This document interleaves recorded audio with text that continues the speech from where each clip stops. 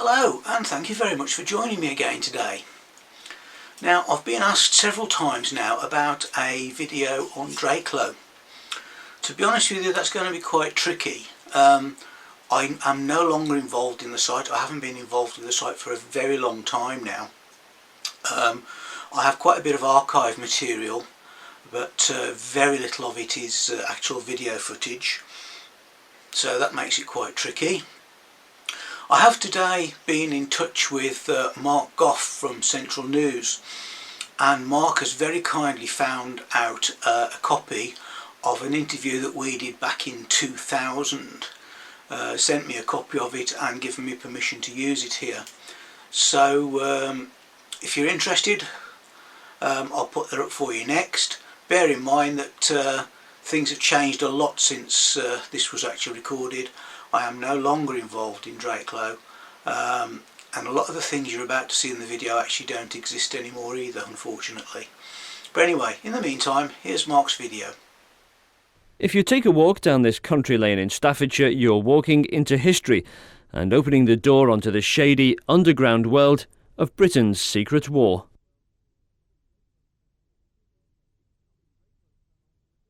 These are the Drakelow tunnels at Kinver near Kidderminster. They were built in the 1940s as a secret factory to make engines for fighter planes. The plant was cut into the rock, leaving no trace above ground for the German bombers. Below, in the damp labyrinth, you can almost smell the diesel oil and hear the 700 wartime workers. Paint a picture for us. What would have been happening here at the height of the Second World War? Well, this is Tunnel 3. This is the heart of the factory. There'd be people coming and going down here, moving items around. And then in the side galleries, like this one here, there'd be machine tools along each wall with men and women working away very much like an ordinary surface factory. And this is where they'd be making the aeroplane engines? This is where they'd be making the components for them, yes. Paul Stokes grew up near the tunnels. Now he shows people around, and his tours give a fascinating insight into wartime Britain, including the war we fought in the 40s and the war we didn't fight, the nuclear war. Because during the 60s and 70s, the tunnels were turned into an RSG, a regional seat of government. It was from here that this part of the Midlands would have been governed had the bomb gone off. The BBC even had a radio station here to broadcast essential messages to the nation. The dormitories and showers for the military and government personnel are still here, and an operating theatre.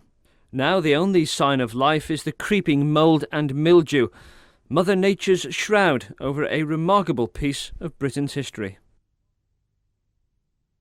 Well, there you go. Quite short, but nonetheless very interesting. I'd just like to say thanks again to Mark Gough for going to all the trouble to dig that copy out and sending it across to me, and for permission to use it too. There is an issue with the sound, unfortunately. You'll notice that you've only got sound on one channel if you're listening in stereo. Unfortunately, that's how it is on the original. If you're interested, if you liked that, we actually did several interviews over the years, both with the BBC and with ITV. If you'd like to see more of them, perhaps you could comment below, let me know. If enough people are interested, then perhaps I could look into putting more of them up on the channel in the future. And in the meantime, don't forget to subscribe to the channel if you can, to leave a like if you liked it, and to leave a comment. Always, comments are always very welcome. So thanks again for watching, and hopefully I'll see you next time. Cheers for now.